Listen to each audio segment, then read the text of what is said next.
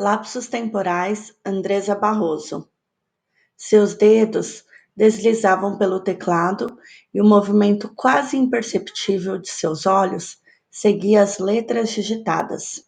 Ela tinha pressa, mas sua índole era perfeccionista em demasia e não permitia, pois, que concluísse o texto sem revisar. Verônica estava tão concentrada naquele mundo que quase não percebia o ambiente ao seu redor. Divisórias, mesas, pessoas, palavras, passos, tudo devidamente camuflado pelo foco de sua atenção. Por um instante apenas, deparou-se com seu relógio de pulso pequeno e delicadamente adornado com pedras coloridas. E seu cérebro, que ainda mantinha os pensamentos frenéticos, percebeu que os ponteiros estavam parados. Mas fora apenas uma ilusão. Os ponteiros voltaram a mover-se e sua atenção retornou para a tela do computador. Aquele deve ter sido o segundo mais longo de sua vida. Com sua mão esquerda, ela ajeitou a franja morena que ameaçava cair sobre os seus olhos castanhos, ostentando o grande e liso bracelete prateado, enquanto sua outra mão, sobre o mouse, salvava o arquivo. Sobre um par de meias brancas, Verônica saía da cozinha do apartamento onde morava com seu cachorro, o Preto. Logo se sentou na confortável cadeira frente ao computador e apoiou a xícara de café em cima de um porta-copo com o desenho da Notre-Dame de Paris, em tons de sépia. Ainda eram 7 horas da manhã de sábado, mas ela já havia preparado suas torradas com manteiga e as deliciava na frente do monitor de LCD. Foi quando Verônica ouviu um barulho na janela do quarto de dormir, que a fez fitar os lençóis revirados sobre a cama. Depois eu arrumo, pensou, voltando a clicar no seu mouse sem fio.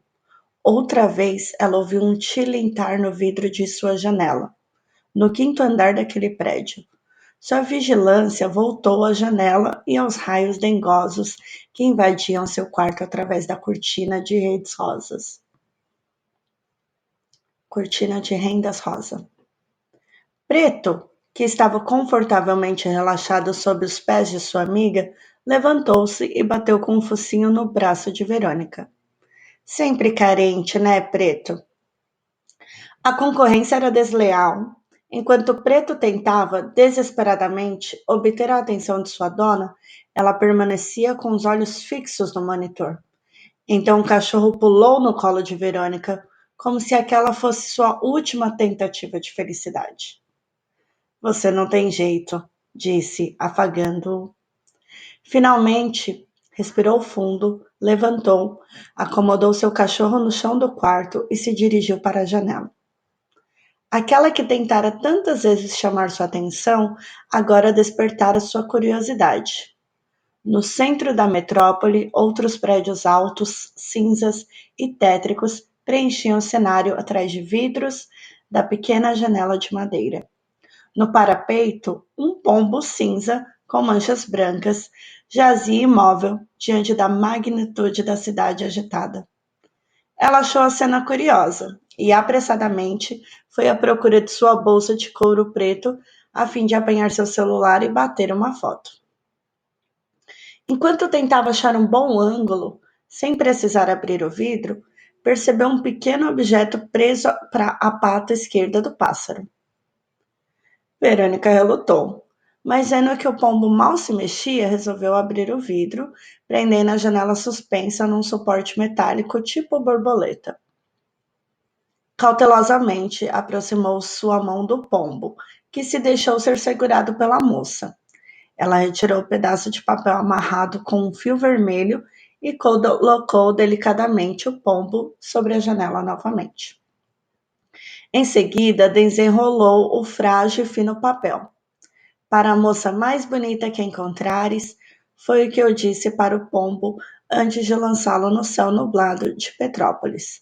Stefan Zweibucking, 2 de janeiro de 1884. Verônica olhou para o pombo. Você deve ser meio velho, hein? Brincou, Tem cada louco nesse mundo. Sim, sim. Acho que é 2 em alemão, pensou alto. Então ela voltou para o computador e entrou num site de traduções. 2 foi a resposta, confirmando sua suspeita. Mas 2? O quê? Perguntou sem pensamento, digitando Putin em seguida. Pontes, 2 pontes. Estefana é um belo nome. Verônica fitou o pássaro ainda imóvel. Ela não sabia se deveria responder ao gracejo. As palavras naquele papel pareciam desenhadas. Era possível discernir com perfeição o movimento feito por dedos hábeis. Então ela soltou um suspiro de sarcasmo. Seja lá quem tenha escrito aquilo, fez questão de usar uma caneta de pena. A moça pegou sua caneta historiográfica azul e respondeu no verso do papel, inicialmente em branco. O tempo tardou, mas seu pombo é fiel. Verônica S. 3 de janeiro de 2009. E depois riu consigo, amarrando o tubinho enrolado de papel nas patas do pombo, que partiu em seguida. Verônica se debruçou na janela e acompanhou com os olhos o movimento do pássaro, que logo se perdeu no meio de tantos prédios altos. Verônica viajava de metrô para o centro do Rio de Janeiro. O balanço da condução, o barulho do vagão passando sobre os trilhos, as luzes que falhavam, vez ou outra, tudo era gratificante aos sentidos daquela mulher, amante da tecnologia. Desceu na estação da Carioca, passou rapidamente pelo shopping Avenida Central para ouvir as novidades, para olhar as novidades e seguiu pelo Largo da Carioca, onde os vários pombos de pena cinza a fizeram se lembrar de seu último visitante extraordinário. A jovem contornou o largo e seguiu em direção ao bondinho de Santa Teresa, onde marcara com umas amigas a fim de visitar o Museu Chácara do Céu. Depois desceriam pela escadaria da Lapa, tudo devidamente planejado nos dias anteriores, como tudo o que fazia, fosse trabalho ou diversão. De repente, a jovem cessou os passos. Antes de sair do largo, olhou para trás, se deparando com vários pombos novamente. Sentiu seu peito se apertar com a lembrança. Desejava que as palavras que lera fossem sinceras. Retomou o caminho. A noite chegou tão bela e negra quanto seus olhos distantes. Verônica pensava em sua carta, onde a Preto aguardava com ansiedade. Verônica pensava em sua casa, onde Preto a aguardava com ansiedade. Quando abriu a porta do apartamento, estranhou não ver Preto no diminutivo hall de entrada. Deixou suas chaves e bolsas sobre uma mesinha de madeira com tampa em vidro fumê e caminhou para o quarto. Preto estava lá de pé, estático, olhando na direção da janela. Mas não latia. Aliás, Preto nunca latia. Verônica se aproximou da janela, mas não havia nada do outro lado. Frustrou-se. Da sua cama, no meio da noite, ela ouviu um gorjear, mas não sabia se sonhara. Verônica não precisava de relógio para saber que ainda eram 6:30 da manhã de domingo. Acostumada com sua jornada de trabalho, seu corpo não permitia que dormisse mais nos fins de semana. A moça empurrou os lençóis com os pés cobertos por meias e levantou. Tão logo percebeu um pombo na janela ao lado da cama. Um pombo? O pombo! E como se ele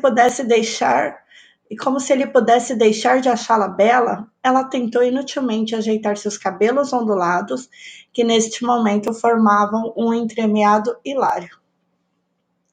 Sim, era ele, o pombo-correio. Torceu piamente por uma resposta. Não queria achar o mesmo papel que enviara. Rapidamente abriu a janela. Fez carinho na cabeça do pássaro e retirou logo o rolo de papel da sua perna. Direita? Detalhista como era, sabia que antes encontrara o bilhete na outra pata. A resposta vagarosamente surgia na sua frente, conforme desenrolava o papel. Tens o nome da mulher que enxugou o rosto de Cristo no Calvário. Também é o nome de uma flor de tons violeta. Sabia que Taubé amava flores? Teu nome significa martírio. Me diga, Verônica, por que sofres? Stefan Zweibucken, 10 de janeiro de 1884. Por que sofres? Aquela pergunta ecoou dentro de si. Quem disse que eu sofro? Eu não. Sofro? Aquilo devidamente a tinha desnorteado. Aquelas letras incrivelmente caprichadas. Ela não sabia se podia confiar em Stefan. Estava hesitante. Com o senho franzido, escreveu a resposta rapidamente. Aqui em 2019, não temos sofrimento, caro senhor Duas Pontes. Verônica S., 11 de janeiro de 2009. Que tipo de resposta tinha sido aquela? Nem ela saberia explicar. A pergunta a tinha incomodado, mas apenas isso era suficiente para que escrevesse aquelas palavras agressivas? Isso não importava. Ele parecia brincar e Verônica começava a ficar irritada. Ou talvez apenas com medo. Medo de seus próprios sentimentos. No dia seguinte, após voltar do trabalho, Verônica ansiosamente adentrou no apartamento e, sem ao menos trancar a porta de entrada, dirigiu-se ao quarto de dormir. Já vi, Preto, disse para seu cachorro ao encontrá-lo frente à janela. Sinto muito se a ofendi, senhora S. Todos temos nossas angústias, independente do ano em que vivemos. Impedirei Taubé de visitá-la, se assim desejar. Percebi que sabes alemão. Meus pais vieram com o primeiro grupo de imigrantes, por isso tenho um nome alemão, apesar de ser brasileiro. Stefan Zweibucken, 12 de janeiro de 1884. Ela leu e releu várias vezes, enquanto o Preto balançava seu rabo com entusiasmo.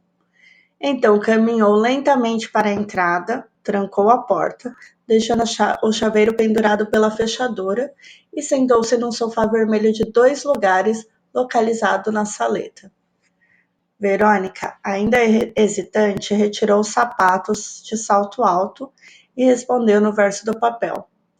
E você acha que eu acredito que vives em 1884? Se a data a deixa angustiada, assinarei apenas com meu nome. Posso continuar lhe escrevendo? Confio muito nas preferências de Taubé. Stefan Zweibucken. Verônica relutara por que aquelas palavras lhe eram tão intrigantes. Stefan. Pensava nele o dia inteiro. Como seriam seus olhos, sua pele, seu cheiro? Foram tão poucas palavras trocadas, mas o suficiente para que sentisse uma sensação incomensurável. Ficaria triste se não visse mais Taubé na minha janela. Ah, senhorita Verônica S. Moras em Petrópolis, senhorita? Senhorita S. Stefan Zweibucken. Verônica abriu as portas do quarto para a varanda, levando consigo a última mensagem. Olhou para os prédios ao seu redor, sentindo certo receio de dar a informação, como se de fato um louco a perseguisse e pudesse encontrar o esconderijo que chamava de casa. Exagerou, não? A preocupação não a impediu de responder. Moro na capital, Verônica S. Na capital do Império? Então moras em Petrópolis. Pensei que Taubé voaria para um local mais longe. Confesso que me alegro em saber que a bela dama está perto de mim. Stefan Zweibucken. Verônica sentiu sua espinha arrepiar. Embora o medo do desconhecido a apavorasse, ela também queria estar perto dele. Talvez já tivesse ido longe demais. Capital do Império? Racionalmente, decidiu não responder. Colocou o mesmo bilhete na pata do pombo e o deixou partir. Stefan hesitou quando recebeu de volta a mesma mensagem. Talvez a moça não desejasse o mesmo que ele. Talvez ela não quisesse vê-lo ou sentisse necessidade de sua companhia. Ele aguardou um dia, dois, três. Finalmente decidiu responder. Não queria perder a oportunidade de tentar contato mais uma vez. Embora não pudesse provar a existência de Verônica, o que sentia era real. Após escrever uma pequena mensagem, acomodou a pena sobre a mesa de cedro e enrolou a pétala de uma flor previamente arrancada junto ao papel. De frente para a janela, Verônica, de braços cruzados, resistia ao ímpeto de receber Taubé. O pombo estava no parapeito, imóvel. A jovem virou de costas, foi até a cozinha, preparou um café, retornou. Achava que o pombo não a estaria esperando, mas torceu piamente por isso. E para sua excitação, o pássaro se encontrava no mesmo local. Como se já fossem íntimos, o pombo levantou voo para dentro do quarto e pousou na cama. Verônica sentou-se ao lado de Taubé e o apanhou em seguida, olhando-o com brandura, como se esperasse encontrar nele algum vestígio de Stefan. Por favor, perdoe minha empolgação. Não posso te enviar um buquê. Recebas esta pétala da rara Verônica Robra, Stefan Zuybuck. A pétala era de fato avermelhada. Ela nunca ouvira falar de uma Verônica vermelha.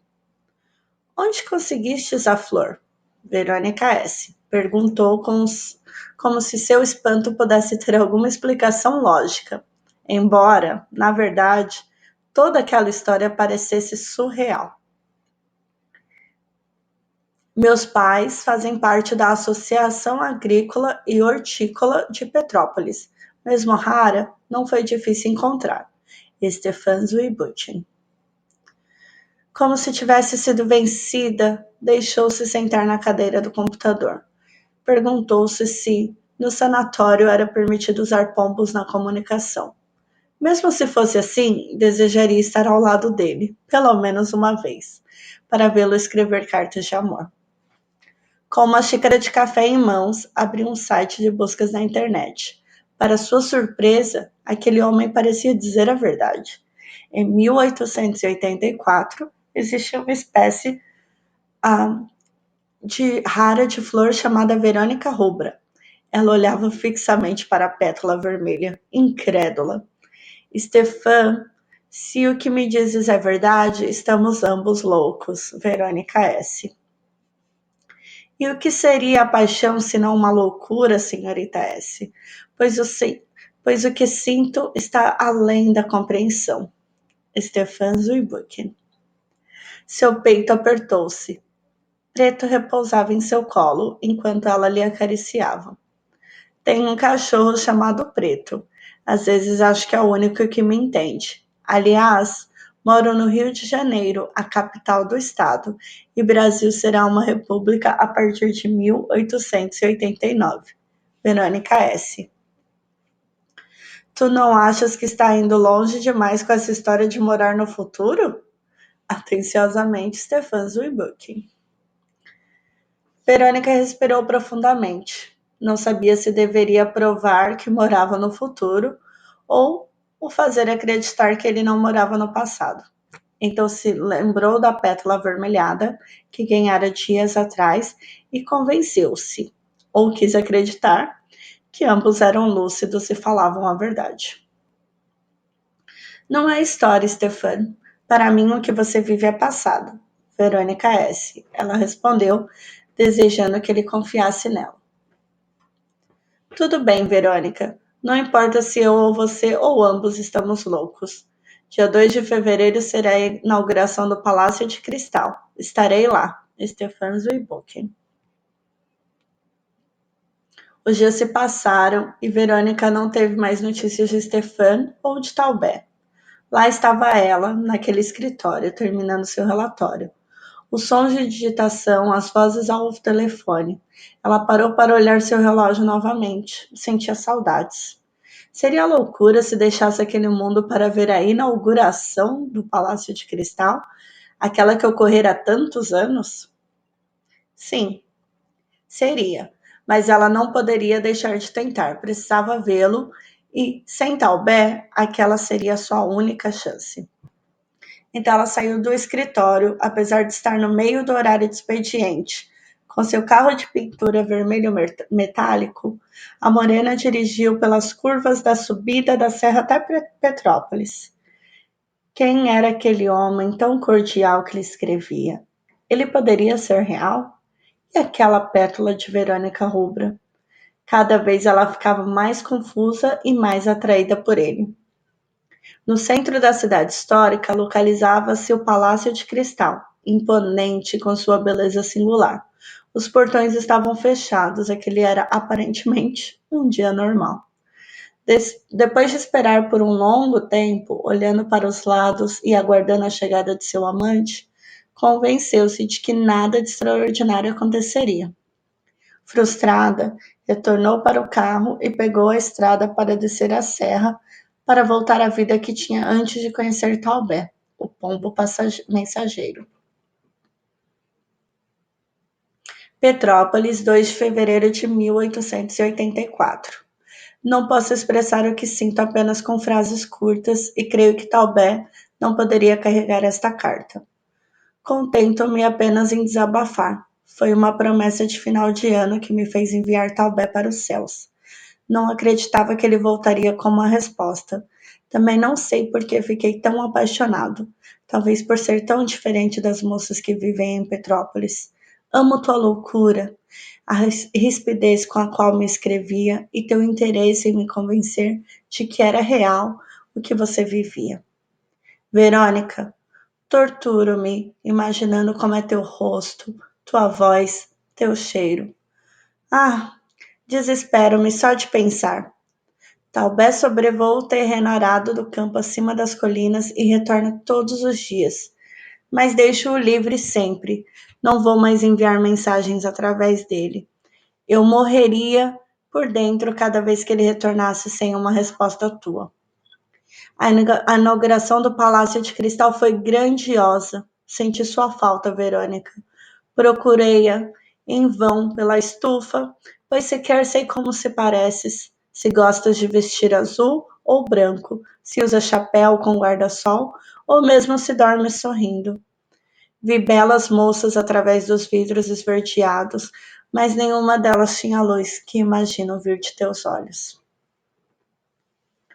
Embora Taubé nunca mais tivesse aparecido, Verônica olhava para a janela de tempos em tempos.